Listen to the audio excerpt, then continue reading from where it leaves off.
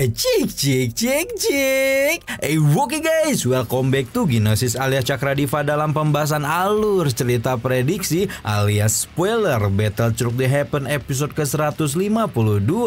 Seperti biasa, kita review dulu alur spoiler di episode sebelumnya, di mana waktu upacara kedewasaan klan Gu akhirnya tiba dan satu demi satu generasi muda klan, termasuk juga para tetua komandan teredam tentara hitam dipanggil untuk mendapatkan tato klan mereka, tidak terkecuali jenderal keempat tentara teredam hitam, Gu Yao, yang dengan luar biasanya membangkitkan garis keturunan tingkat 8. Setelah mendapatkan tato klannya, Gu Yao merealisasikan rencananya untuk ngajakin Xiaoyan baku hantam, dan tuan muda ketiga keluarga Xiao itu tidak memiliki pilihan kecuali menyetujuinya. Namun yang membuat bagong adalah Xiaoyan sama sekali tidak kalah dengan Gu Yao, berhasil menekan sang jenderal iblis hingga membuat semua orang menyadari kemenangannya setelah tuan muda ketiga keluarga Xiao itu melepaskan teratai api pemusnahan. Gimana cerita selanjutnya? Langsung aja kita terobos. Kuy.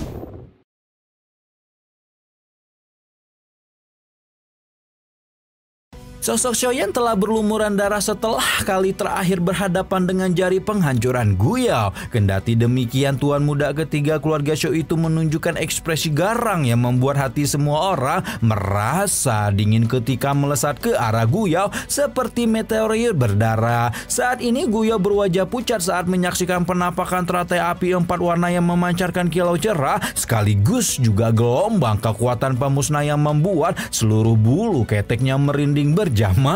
Hanya dengan sekejap Xiaoyan muncul 100 kaki di depan Gu Yao, di mana energi liar dan kekerasan yang dilepaskan oleh teratai api itu benar-benar menyebabkan sang jenderal iblis merasa diambang kematian.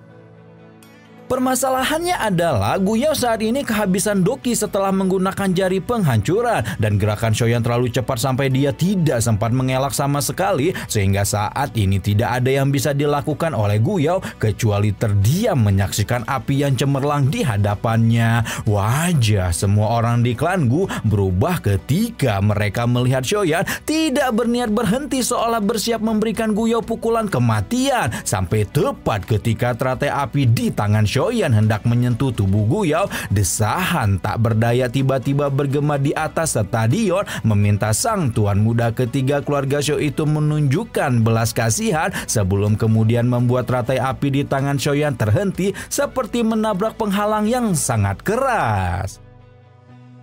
Xiaoyan dan teratai api pemusnahan berhenti, membuat mata Xiaoyan menyusut menyadari bahwa dia sama sekali tidak dapat bergerak, sebelum kemudian menyaksikan kemunculan sosok tua yang dipanggil dengan nama tetua Tong Xuan.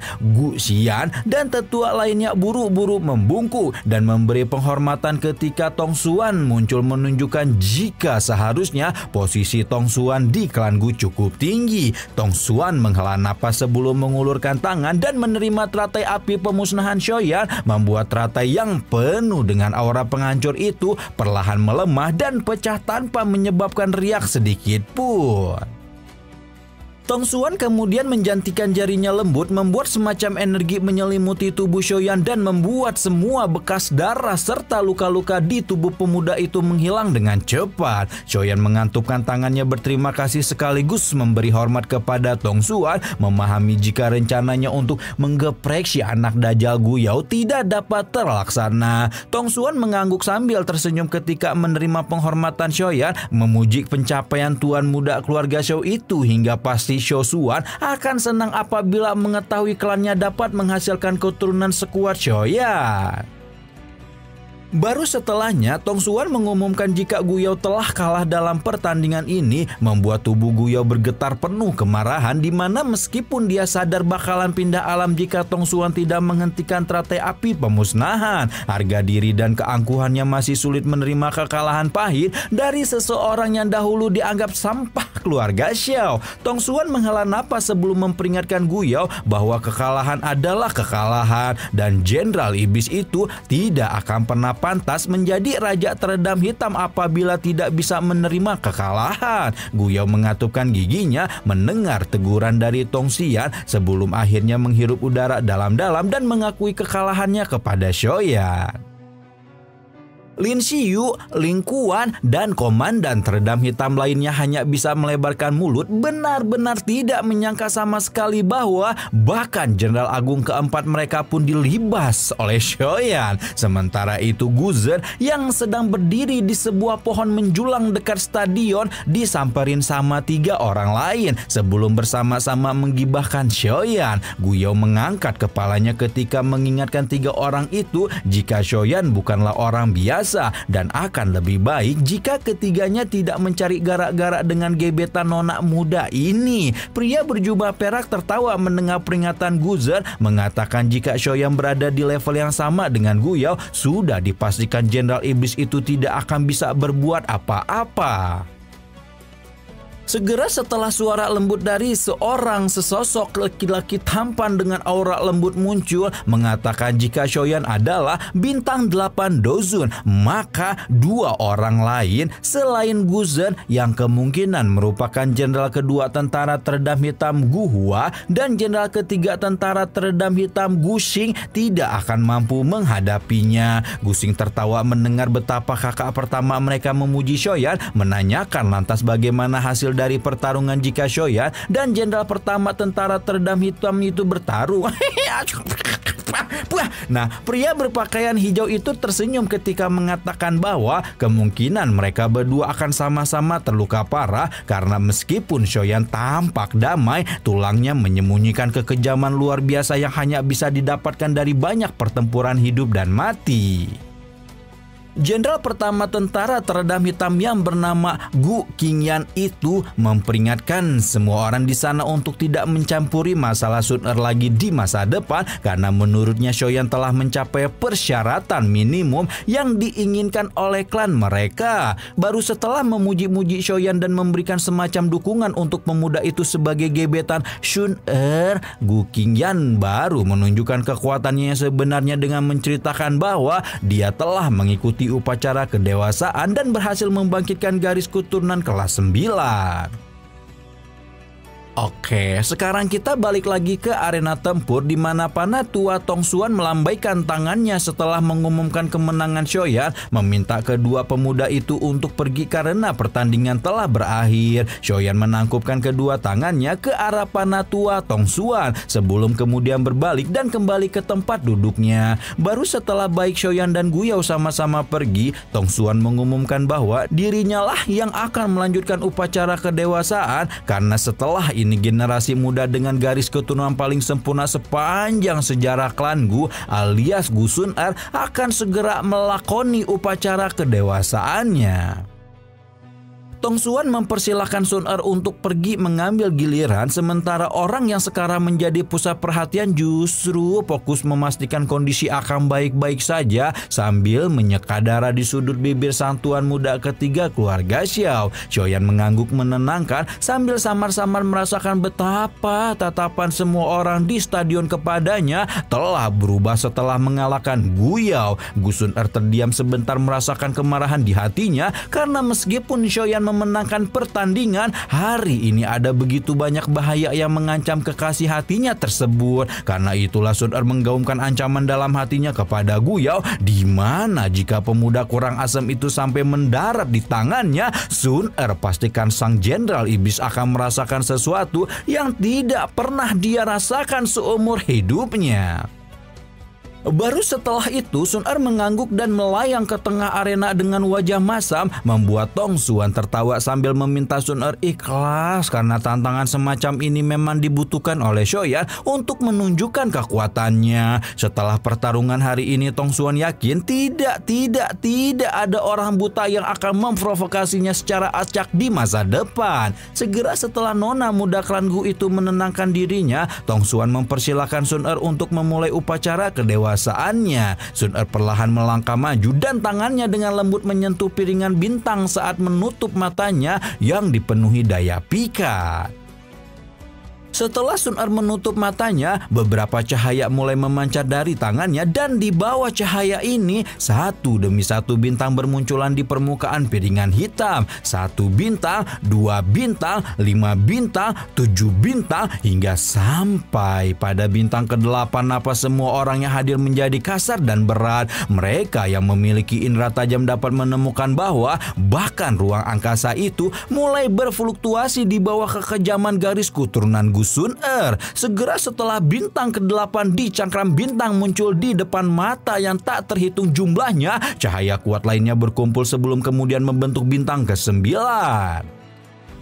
Hampir semua anggota klan Gu menghirup udara sejuk yang dalam ketika mereka melihat 9 bintang yang mempesona di piringan bintang. Bahkan Gusan, Guqian, dan sesepuh lainnya merupakan ahli tingkat tinggi diam-diam mengencangkan tangan mereka. Garis keturunan kelas 9 mengartikan bahwa klan Gu akan memiliki anggota dengan potensi maju ke kelas Dosei, dan hal itu merupakan potensi luar biasa yang dapat mereka harapkan dari generasi muda klan. Pria berjubah perak alias Gusin di pohon besar tanpa sadar menampar mulutnya dan menatap Sun Er penuh rasa iri. Benar-benar mengagumi garis keturunan Sun Er yang sejak dulu telah jauh meninggalkan teman-teman sepantarannya. Seolah belum ingin berhenti membuat semua orang terpana, cahaya yang dipancarkan oleh bintang ke-9 pada cangkram bintang secara perlahan menjadi semakin terang, membuat Tong Xuan tanpa sadar menahan napas karena saat ini garis keturunan Sun Er telah mencapai puncak kelas 9. Semacam energi emas mengalir dari seluruh pembuluh darah Sun Er mendarat di piringan bintang hingga membuat piringan itu bergetar sebelum menyebarkan garis retakan samar di permukaan. Sementara retakan menyebar, cahaya kuning keemasan samar-samar muncul di samping bintang ke-9. Cahaya kuning keemasan dengan cepat tersebar, berubah menjadi bulatan seukuran ibu jari hingga akhirnya menjelma menjadi bintang ke-10. Tepat ketika bintang ke-10 muncul, cangkram bintang tidak sanggup lagi menahan kekuatan garis keturunan Sun Er hingga akhirnya meledak di depan tatapan takjub semua orang. Pilar cahaya kuning keemasan melesat ke arah langit dan menciptakan gelombang demi gelombang penindasan yang menyebabkan doki di dalam tubuh seseorang berhenti beredar. Bagaimanapun, mengandalkan kekuatan garis keturunan seseorang untuk menghancurkan cakram bintang adalah sesuatu yang belum pernah mereka dengar, dan sepanjang sejarah klan Gu, 10 bintang diartikan sebagai garis keturunan dewa yang sangat melegenda. Rasa penuh penghormatan dan kekaguman meluap di hati semua orang, dan tanpa banyak babi bu langsung meletakkan satu lutut mereka di tanah untuk menyambut kelahiran garis keturunan dewa mereka. Kelompok Shoyan mengawasi lebih dari setengah anggota dari klan Gu yang tiba-tiba berlutut, tidak terkecuali para sesepuh yang bahkan membungkukkan tubuh mereka. Mang Tianci mendesah pelan dengan suaranya yang tidak bisa menyembunyikan rasa iri melihat klan Gu benar-benar melahirkan seseorang dengan garis keturunan dewa. Karena sebagai anggota klan Le, dia secara alami memahami dengan jelas betapa pentingnya apa yang disebut garis keturunan ilahi ini bagi klan kuno seperti mereka. Pilar cahaya emas melesat ke langit sebelum kemudian menghilang dan sekali lagi memasuki tubuh Sun Er yang membuka matanya perlahan. Sun Er melihat wajah Tong Xuan yang tampak begitu bersemangat saat tersenyum kepadanya. Baru setelah itu Tong Xuan mengubah raut wajahnya menjadi serius ketika dengan hormat menarik keluar sebuah pena naga berwarna pelangi, di mana pena dewa naga pelangi ini adalah sesuatu yang belum pernah digunakan oleh klan Gu dalam 1000 tahun terakhir. Panatua Tong Xuan memegang pena dewa surgawi pelangi di tangannya ketika menganugerahkan sebuah tato pelangi untuk Sun Er, di mana tato pelangi adalah sesuatu yang hanya dimiliki oleh eksistensi tertinggi klan Gu. Ekspresi Panatua Tong Xuan menjadi lebih serius setiap kali menggoreskan tinta pelangi di tubuh Sun Er, merasakan betapa pena dewa surgawi ini membuat doki di tubuhnya mengalir keluar seperti banjir. Salah satu alasan kenapa Tong Xuan mengambil alih upacara kedewasaan untuk Sun Er adalah para tetua sudah menduga bahwa garis itu memiliki garis keturunan dewa, di mana tidak banyak orang yang memiliki kualifikasi untuk menyentuh pena Dewa Pelangi, sebab melihat dari tingkat kelelahan Doki yang dihadapinya ini, siapapun tanpa kekuatan doseng akan tersedot sampai kering. Gambar tato klan Sun Er berlanjut selama hampir 10 menit dan setelah pukulan terakhir mendarat, keringat dingin tanpa sadar muncul di wajah Penatua Tong Xuan, menunjukkan kelelahan luar biasa yang tidak akan bisa dibayangkan oleh orang sembarangan. Mata Sun Er yang tertutup rapat perlahan terbuka setelah mendengar pengumuman Tong Xuan bahwa penggambaran tato pelangi telah selesai, dan tepat ketika matanya yang indah terbuka, tato klan pelangi di dahi Sun Er juga turut memancarkan cahaya terang yang luar biasa mempesona. Cahaya pelangi hanya bertahan sesaat sebelum benar-benar ditarik ke dalam tato klan Sun Er. Rombongan cowok-cowok di pohon tinggi pun tidak bisa menahan kekaguman atas pencapaian Sun Er. Dan tepat ketika mereka hendak beranjak pergi, pemuda berpakaian hijau alias Gu Qingyan bertukar tatapan dengan Xiaoyan, memahami jika pemuda itu benar-benar memiliki indera yang kuat sampai berhasil menemukan mereka berempat. Xiaoyan mengerutkan kening saat dia melihat pria berpakaian hijau misterius itu pergi, merasakan betapa tekanan yang dia tinggalkan jauh lebih kuat dari Gu Yao, menandakan betapa klan Gu benar-benar memiliki potensi generasi muda yang tidak terhingga. Karena berpikir tidak ada yang menarik lagi dalam rentetan upacara kedewasaan selanjutnya, Xiaoyan pun berdiri dari kursinya dan mengajak semua orang untuk pergi. Xiaoyan menangkupkan tangannya kepada Mang Tianqi dan pamit untuk pergi lebih dulu setelah sebelumnya melemparkan senyuman manis kepada Dede Emas Sun Er yang masih berada di tengah arena. Mang Tianqi tidak menghentikan Xiaoyan ketika pamit undur diri karena dia menyadari jika cedera yang dialami Xiaoyan dari pertarungannya dengan Gu Yao cukup serius. Meskipun Tong Xuan telah menyembuhkan luka luarnya, bagaimanapun jari penghancuran Gu Yao adalah teknik Do kelas Tian yang sombong. Sun Er secara alami juga merasakan kekhawatiran atas luka Xiaoyan dan akhirnya buru-buru meminta izin untuk pergi lebih dulu kepada Tong Xuan. Tanpa mempedulikan tanggapan sang tetua sama sekali, Sun Er melayang dan bergegas menyusul Xiaoyan, membuat Tong Xuan hanya bisa tanpa daya menggelengkan kepalanya, memikirkan betapa hebat kekuatan klan Xiao, karena bahkan tanpa setitik pun garis keturunan Dodi yang tersisa, mereka masih mendapatkan menantu perempuan dengan garis keturunan dewa. Kelompok Xiaoyan telah kembali ke rumah bambu di dalam hutan pegunungan ketika matahari merah darah tergantung di tepi langit malam hari. Pintu bambu yang tertutup rapat dibuka dengan lembut oleh dokter peri kecil yang memasuki kamar hanya untuk melihat Xiaoyan sedang terbaring di tempat tidurnya. Xiaoyan berusaha untuk menenangkan rekannya, mengatakan jika dia hanya terlalu banyak membuang tenaga dan telah menjadi jauh lebih baik setelah beristirahat beberapa jam. Dokter peri kecil tersenyum dan mengangguk ketika mengatakan kelelahan ini adalah hal yang wajar, di mana apabila Xiaoyan berada di level yang sama dengan Gu Yao, kemungkinan si Jenderal Iblis tidak akan memiliki kemampuan untuk membalas serangan Xiaoyan sama sekali. Xiaoyan terkekeh kecil mendengar pujian Xiaoyishan sebelum menanyakan di mana Dede Sun Er berada. Dari apa yang Xiaoyishan tahu, Sun Er telah kembali ke klan Gu, dan sebelum pergi, tuan putri keluarga Gu itu mengatakan bahwa makam surgawi akan dibuka dalam 2 hari. Jantung Xiaoyan berdebar kencang saat mendengar makam surgawi disebutkan, karena salah satu dari alasan utamanya pergi ke alam Gu adalah melihat makam leluhurnya Xiao Xuan yang berada di dalam makam surgawi. Xiaoyan sadar bahwa saat ini hubungannya dengan klan Gu tidak berada di tempat yang baik, dan karena itulah dia sedikit khawatir jika klan Gu akan menghalanginya untuk masuk.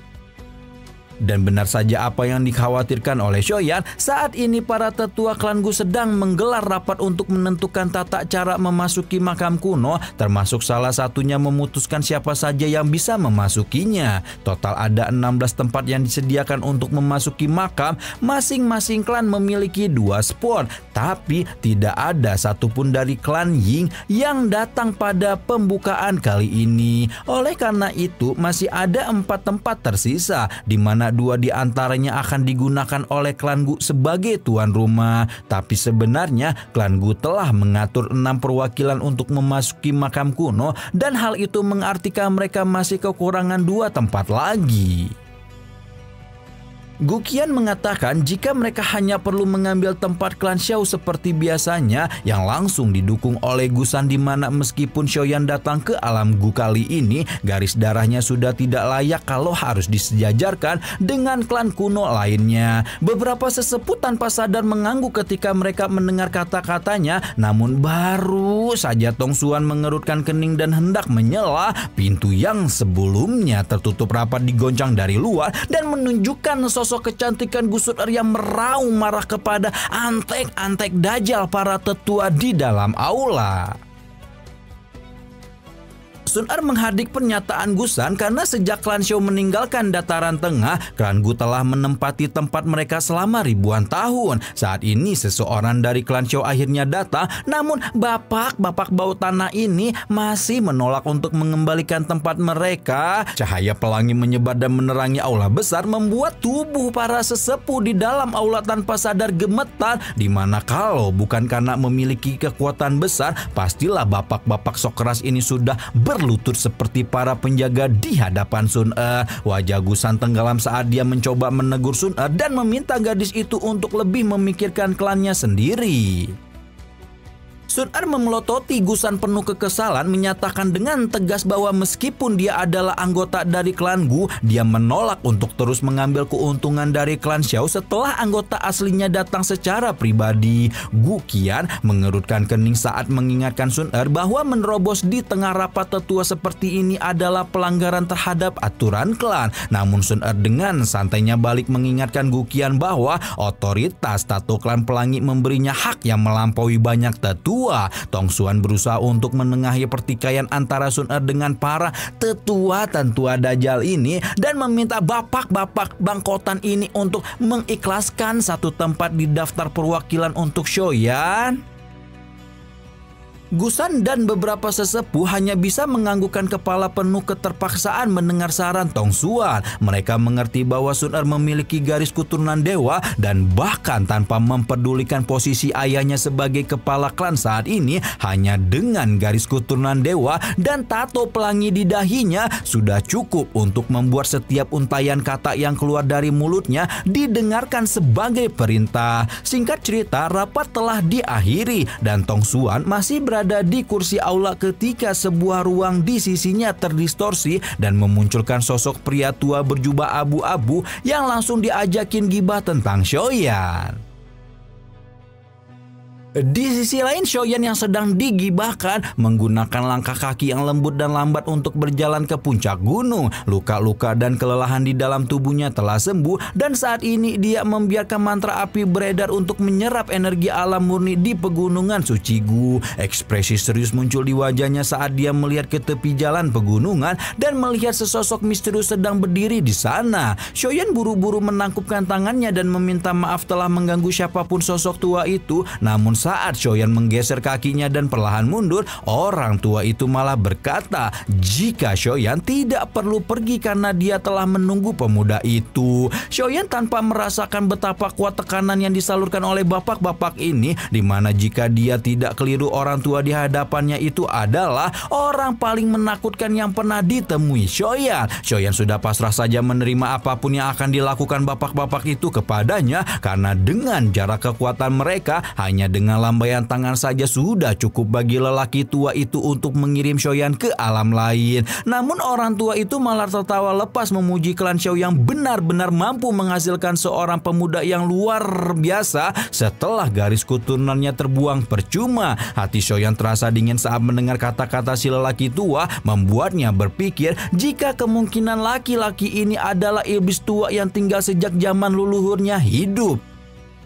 Akhirnya Xiaoyan pun dengan hormat menanyakan nama sesepuh ini, membuat sosok itu tersenyum tipis saat berbalik menghadap Xiaoyan, menunjukkan temperamen luar biasa agung dan penuh kebijaksanaan ketika memperkenalkan diri sebagai ayah Sun Er, calon mertuanya alias Gu Yuan yang tak lain dan tak bukan adalah kepala klan Gu saat ini.